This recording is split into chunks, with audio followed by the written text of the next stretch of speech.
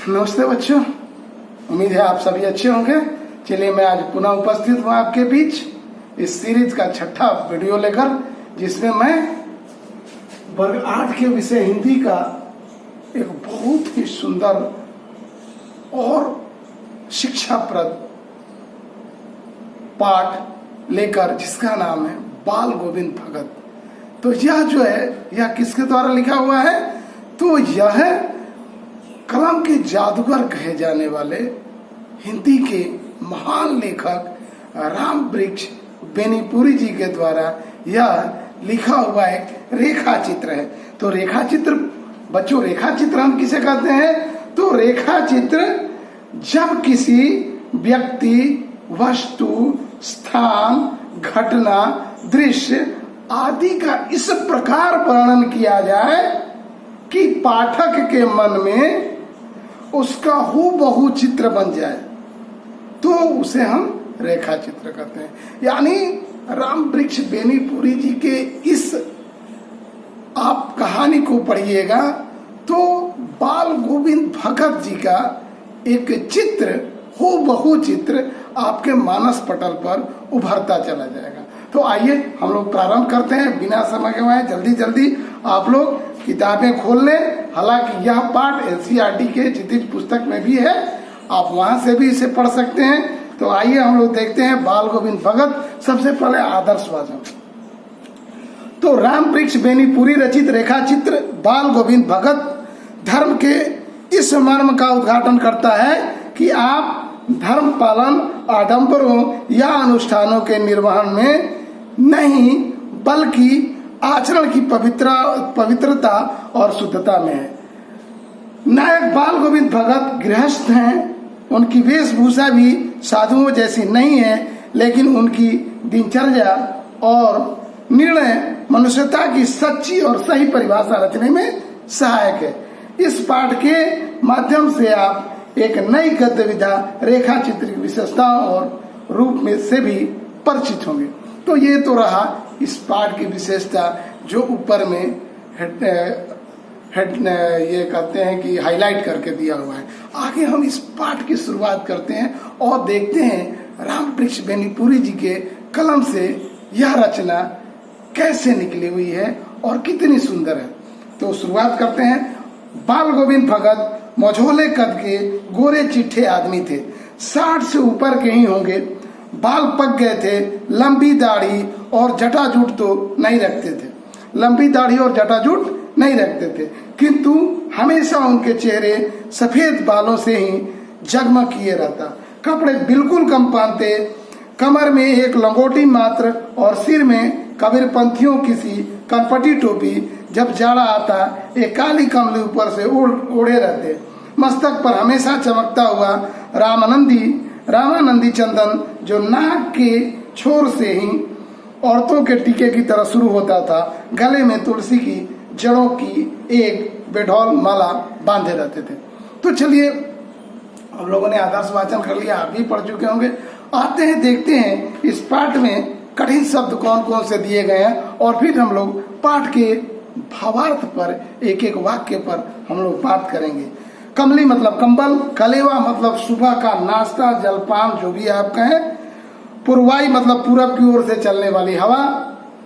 अधरतिया मतलब आधी रात। खंजड़ी मतलब जो डफली बजाते हैं, तो डफली से एक छोटा सा, डफली की ही तरह एक छोटा सा वाद्य यंत्र है जो हाथों से बजाया जाता है। निस्तब्धता मतलब सन्नाटा, सुनसान। और लोही मतलब प्रातः काल की लालिमा। आविर्त मतलब ढका हुआ। कुश मतलब एक प्रकार की नुकीली घास। बोधा मतलब कम बुद्धि वाला। संबल मतलब सहारा। जीना मतलब सीढ़ी। और पंजर मतलब मृत शरीर, लाश। सुभग मतलब सुंदर। तो ये कठिन शब्द इसमें दिए हुए हैं। बीच बीच में जो कठिन शब्द आएंगे उन पर भी हम लोग बात करेंगे। तो बच्चों, अब हम लोग इस पाठ के भावार्थ पर बात करते हैं।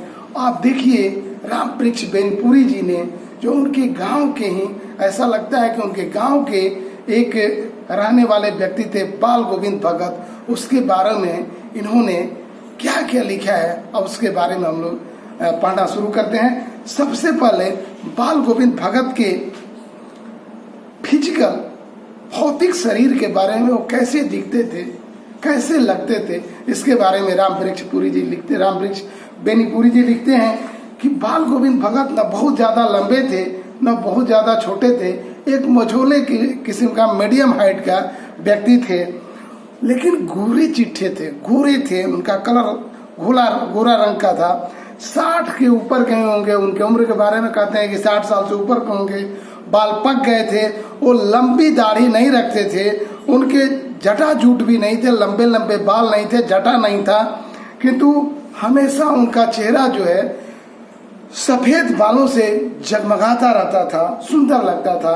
कपड़े कम पहनते थे, एक लंगोटी मात्र पहनते थे और सिर पर कबीरपंथी की तरह कनपट्टी तक जो टोपी रहती है वह टोपी पहने रहते थे। और जब जाड़े की दिन आती थी तो वह उसी पर एक कंबल ऊपर से लपेट लिया करते थे। मस्तक पर हमेशा रामानंदी टीका लगाए रहते थे जो नाक के एक छोर से शुरू होकर और ऊपर तक जाता था, और उनके गर्दन में तुलसी के जड़ का, तुलसी एक पौधा है आप भी जानते हैं, तो तुलसी के जड़ का एक बेडौल माला गूथा हुआ और लगाए रहते थे, जो जैसे लग रहा हो कि अपने से ही वो गूथ कर लगाए होंगे। ऊपर के तस्वीर में आगे देखते हैं, कह रहे ऊपर की तस्वीर से ये मत मान लीजिए कि राम गोविंद भगत साधु थे, नहीं, वो साधु नहीं थे, वह बिल्कुल गृहस्थ आदमी थे। उनकी पत्नी भी थी जो अब इस दुनिया में नहीं है, उनके बेटे और पतोहू हैं और थोड़ी खेती बाड़ी भी है और एक अच्छा साफ सुथरा उनके पास मकान है। तो उनके घर में रहने वाले कौन कौन से लोग हैं? एक बाल गोविंद भगत, एक उनका बेटा और एक बेटे की पत्नी यानी पतोहू। किंतु खेती बाड़ी करते, परिवार रखते भी बाल गोविंद भगत साधु थे। खेती बाड़ी भी करते थे, परिवार भी था, फिर भी बाल गोविंद भगत साधु थे। साधु की सारे परिभाषा, ये जो साधु का पहचान होता है, जो साधु का गुण होता है, वह सभी बाल गोविंद भगत में दिखाई देते हैं। कबीर को वो साहब मानते थे, कबीर के ही वो अनुयायी थे, कबीर के ही शिष्य अपने आप को मानते थे और कबीर को साहब मानते थे और उन्हीं के गीतों को गाते थे, उन्हीं के आदर्शों पर चलते थे, उन्हीं के गुणों को अपनाते थे, कभी भी झूठ नहीं बोलते थे, खराब व्यवहार सबसे करते थे, सबसे अच्छा व्यवहार करते थे, सच बोलते थे, किसी से भी दो टूक बातें करते थे। सच तो दो टूक होता ही है, तो किसी से भी सच बोलते थे और दो टूक बातें बोलते थे। लल्लो चप्पो वाली बातें खुश करने के लिए लोग आजकल बहुत सारे गलत सलत बातें भी बोलते थे, ये सारा गुण बाल गोविंद भगत में नहीं था। वो किसी से भी दो टूक बात करने में संकोच नहीं करते थे, खामखा किसी से झगड़ा नहीं करते थे, कोई भी किसी का कोई भी चीज हो उससे बिना पूछे उसे छूते नहीं थे। कभी कभी तो वो नियम को इतने बारीकी तक ले जाते थे, नियम को इतने मानने लगते थे कि कौतूहल हो जाता था। दूसरे लोग सोचते थे कि इनकी जिंदगी कैसे बीतेगी। इवन वो सोच भी, पैखाना भी वो दूसरे के खेत में नहीं करते थे, अपने ही खेत में करते थे। जो कुछ खेत से उपजता था उस उपज को वह अपने माथे पे लाद के 4 कोस दूर कबीर साहब का एक कुटिया हुआ करता था, उस कुटिये पर कबीरपंथी मठ पर ले जाते थे और वहां रख देते थे, भजन कीर्तन करते थे और उस कबीरपंथी मठ से जो प्रसाद के रूप में उनका फसल या उनके उपज इन्हें प्राप्त होता था, उसी को वह लाते थे और उसी में उनका परिवार गुजारा करता था। इस सब के ऊपर मैं मुग्ध था कि जो लेखक हैं वो किस बात पर मुग्ध हैं, तो लेखक उनके मधुर संगीत, मधुर गीत सुनकर मुग्ध थे। सदा सर्वदा ही सुनने को मिलते थे उनके गीत। कबीर के सीधे साधे पद जब बाल गोविंद भगत के कंठ से निकलते थे तो वह सजीव हो उठते थे। ऐसा लगता था कि बाल गोविंद भगत के कंठ में साक्षात सरस्वती निवास करती है। कबीर के सीधे साधे पद भी उनके स्वर में जब निकलते थे, उनके कंठ से जब निकलते थे तो सजीव हो जाते थे। अब रामवृक्ष बेनीपुरी जी ने कितने अच्छे तरीके से बरसात के मौसम का चित्रण किया है। सही में आप इस चित्रण को पढ़िएगा तो पूरे बरसात और उस समय खेती के मौसम का पूरा रेखा चित्र, पूरी तस्वीर आपके मानस पटल पर अंकित हो जाएगा।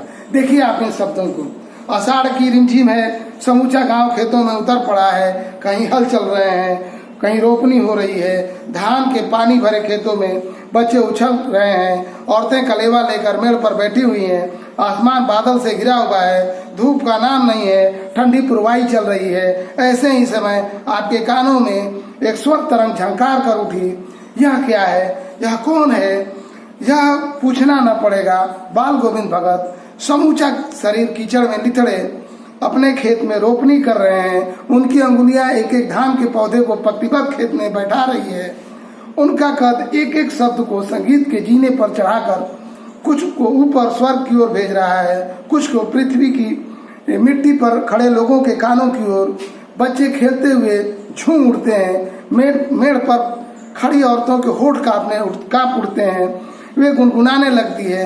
हलवाओं के पैर ताल से उठने लगते हैं, रोपनी करने वालों की अंगुलियां एक अजीब क्रम में चलने लगती हैं। बाल गोविंद भगत का संगीत है जादू। देखा आपने लेखक की कलम में कैसे जादू है। ऐसे ही राम वृक्ष बेनीपुरी को कलम का जादूगर नहीं कहा जाता है। तो कवि का कहना है, लेखक का कहना है कि कवि तो कहते हैं जो कविता लिखते हैं, लेखक हम कहेंगे, लेखक को का कहना है कि जो गीत कबीर के जो सीधे साधे दोहे इस रिमझिम मौसम बरसात में, जबकि किसान हल जोत रहे हैं, औरतें उनका कलेवा लेकर मेड़ पर खड़ी हैं, और ऐसे में बाल गोविंद भगत जिनका पूरा शरीर कीचड़ में सना पड़ा है, वो अपने खेत में धान की रोपनी कर रहे हैं, और उस रोपनी के क्रम में भी कबीर के गीत उनके मुंह से ऐसे प्रस्फुटित हो रहे हैं, ऐसे निकल रहे हैं, ऐसे वह गा रहे हैं कि सारे लोग झूम उठते हैं। बच्चे जो खेतों में उछल कूद कर रहे हैं वो झूम उठते हैं। हलवा है जो हल चला रहे हैं, हल के पीछे पीछे चल रहे हैं, उनके पैर भी एक लय और ताल से उठने लगते हैं। महिलाएं जो मेड़ पर कलेवा लेकर सुबह का नाश्ता लेकर उनके लिए खड़ी हैं, उनके होठ भी जो है गुनगुनाने लगते हैं। और बाल गोविंद भगत जो रोपनी कर रहे हैं या उनके और लोग जो रोपनी कर रहे हैं, उनके हाथ भी जो है एक सुर में, एक लय में, एक ताल में चलने लगते हैं। बाल गोविंद भगत का कंठ जो संगीत निकाल रहा है, कुछ संगीतें स्वर्ग में चली जा रही हैं और कुछ बाकी लोगों के कानों तक पहुंच रही हैं, जो उनके कानों में मिश्री घोल रही हैं। मीठा स्वर सबको मंत्र मुग्ध किए हुए हैं। तो इस प्रकार कवि जो है, लेखक जो है वर्णन करते हैं। आगे देखते हैं, भादों की वह अंधेरिया अधरतिया, भादों की आधी रात की बात कर रहे हैं, जब बारिश, मूसलाधार बारिश खत्म हो गई है, बादलों की गरज और बिजली की तड़प आपने सुना ही होगा। किंतु कह रहे हैं बादलों की गरज, बिजली की तड़प में आपने कुछ नहीं सुना हो, यह अलग बात है, किंतु अब झिल्ली को झंकार और दादरों की टर्टर बाल गोविंद की संगीत को नहीं दबा सकते। यानी भादों में जब मूसलाधार बारिश खत्म होती है, बादलों की गड़गड़ाहट तड़तड़ाहट खत्म होती है, तो शुरुआत होती है झिंगुरों की झल्लाहट, उनके बोली और मेढक का टर्टर, और उसी बीच में आधी रात को ही बाल गोविंद भगत के गीत सुनाई देने लगते हैं। बाल गोविंद भगत अपनी खंजड़ी को ढिमक ढिमक बजा रहे हैं और उस खंजड़ी से मिली हुई आवाज, अपने आवाज में वह गा रहे हैं, गोदी में पिएवा चमक उठे चिहुक उठे ना, चमक उठे सखिया चिहुक उठे ना। तो ये बाल गोविंद भगत के गीत के मुखड़े को उन्होंने लिखा है। बाल गोविंद भगत इस गीत के माध्यम से समझा रहे हैं कि पिया तो गोद में ही है, ईश्वर तो आपके बगल में ही है, आपके सानिध्य में ही है, किंतु सखी समझती है, वह औरत समझती है कि वह कहाँ चला गया, अपने आप को अकेली समझती है। हमारी जीवात्मा अपने आप को अकेली समझती है, वह चिहुक उठती है, आश्चर्यचकित हो जाती है। कितनी गूढ़ बातों को बाल गोविंद भगत कबीर दास के दोहे के माध्यम से सहज ही लोगों को समझा रहे हैं। यह गाना अंधेरे में अकस्मात कौंध उठने वाली बिजली की तरह किसे न चौंका देता है। सारा संसार निस्तब्ध सन्नाटा में है, सोया हुआ है। बाल गोविंद भगत का संगीत जाग रहा है तेरी गठरी में लगा चोर मुसाफिर जाग जरा।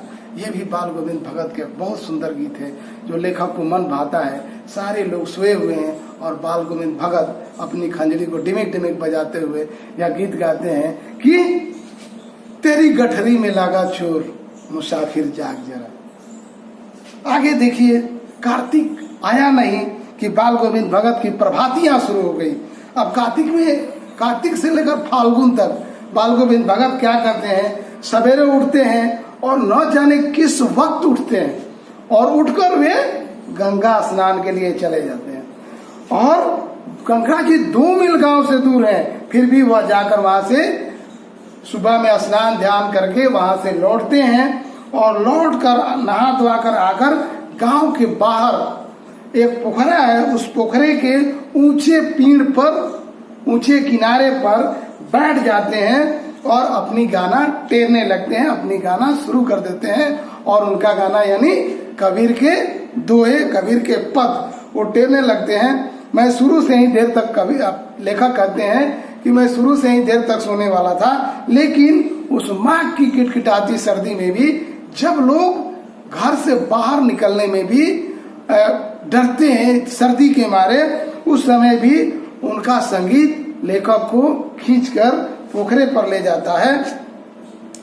और देखिए लेखक ने कितना बढ़िया उस सुबह का वर्णन किया है।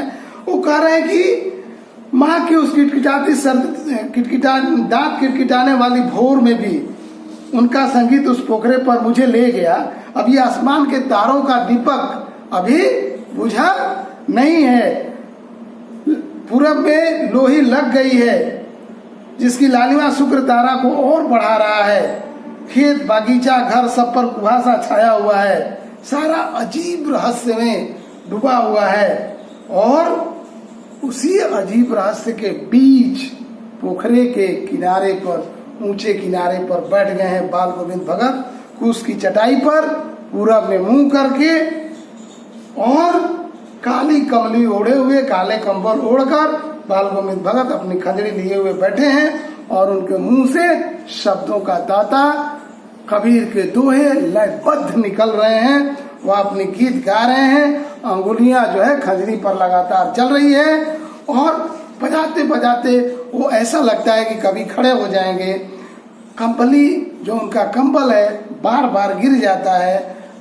लेखक जाड़े से कपकपा रहा है, किंतु बाल गोविंद भगत के चेहरे पर, उनके मस्तक पर श्रम बिंदु दिखते हैं। पसीने के बूंद श्रम बिंदु के रूप में दिखाई देते हैं और वह चमकते हैं। उनका गाना उस समय बड़ा मनभावन, बड़ा लोकप्रिय, बड़ा आनंददायी, बड़ा ज्ञानवर्धक महसूस होता है लेखक।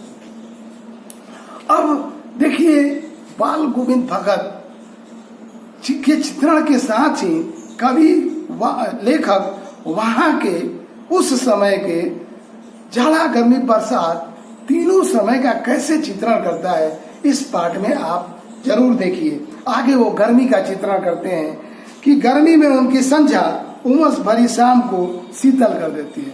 गर्मी के उमस भरी शाम को लेखक जो है अपने शब्दों में चित्रण करते हैं। कैसे कहते हैं कि उस उमस भरी शाम को बाल गोविंद भगत के गीत जो संध्या के रूप में उस समय जाने जाते थे, तो वह उस शाम को भी शीतल कर देता है। अपने घर के आंगन में गर्मी के दिन के संध्या को वह अपने घर के आंगन में ही मनाते थे, गाते थे। गांव के उनके कुछ प्रेमी जुट जाते थे, खंजड़िया और करताल काफी जुट जाता था, भरमार हो जाता था।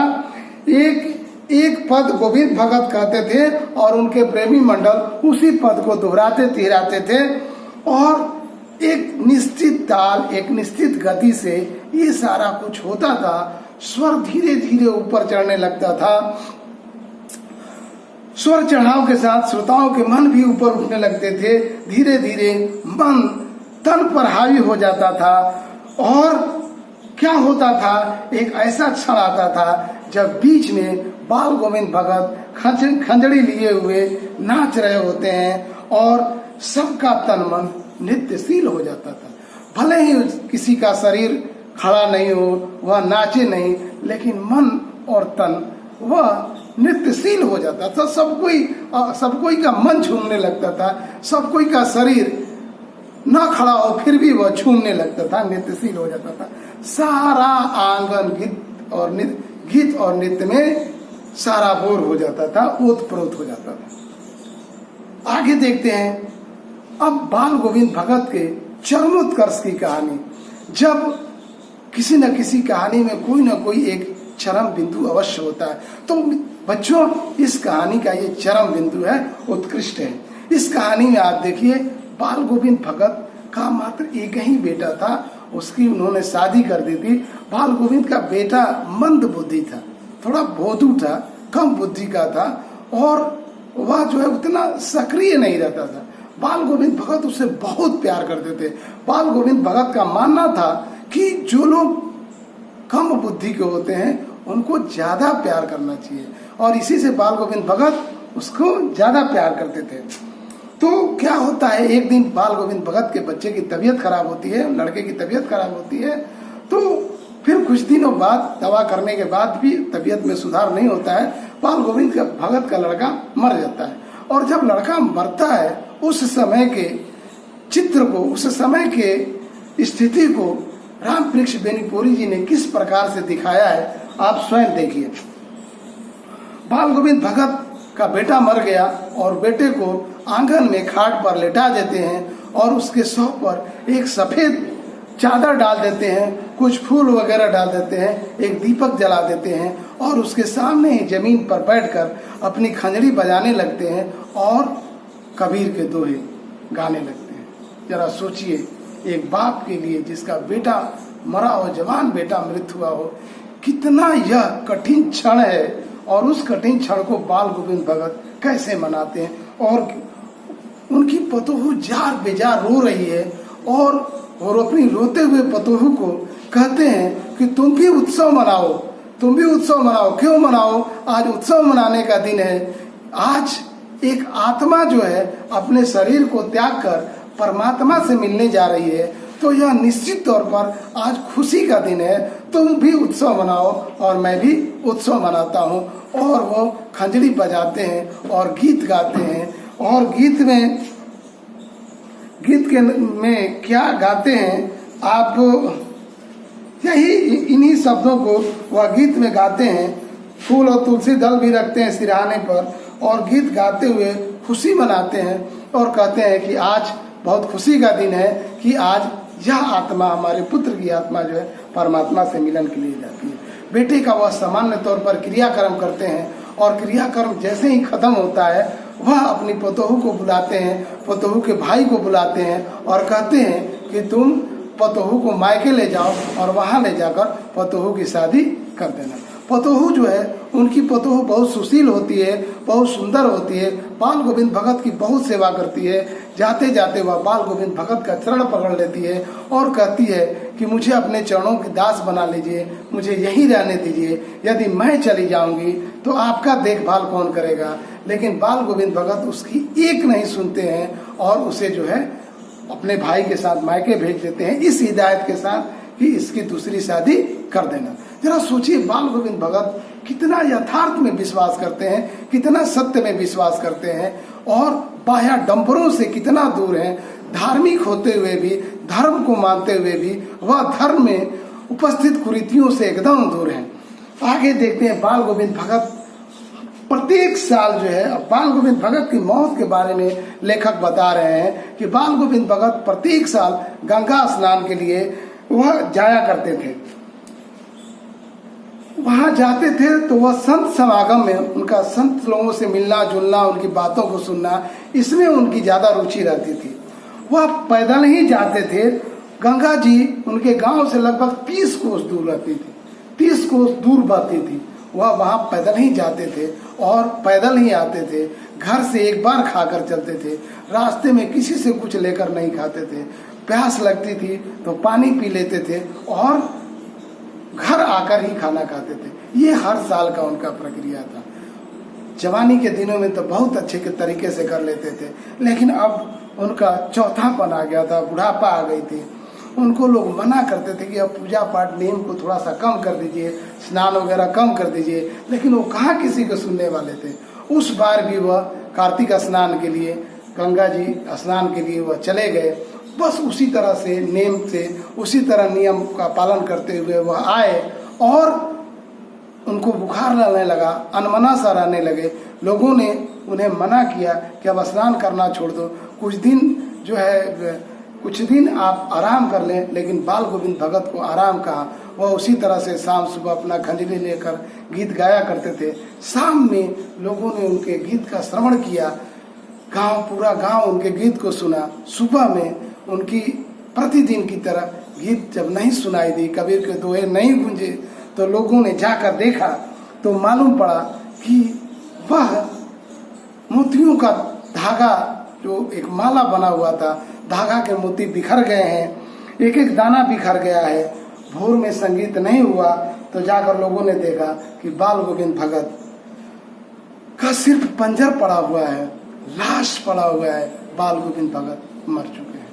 तो बच्चों, इस प्रकार से आपने बाल गोविंद भगत कहानी को देखा। यह कहानी कितनी मार्मिक है। हमें इससे यह शिक्षा मिलती है कि धर्म के आडंबर में हमें नहीं फंसना चाहिए, अफवाहों में हमें नहीं पड़ना चाहिए। धर्म के जो नियम कायदे कानून है उसको आप देखिए कि उसमें सत्य कहाँ तक है, और उन सबको मानिए और संसार के सत्य पर विश्वास करिए और दुख में भी धैर्य रखिए। तो चलिए आज इतना ही। अगले वीडियो में हम इसके प्रश्न उत्तर को लेकर उपस्थित होंगे। आप निश्चित तौर पर अगला वीडियो अवश्य देखिएगा। इस वीडियो को भी आप पूरा देखिए। बहुत बहुत धन्यवाद।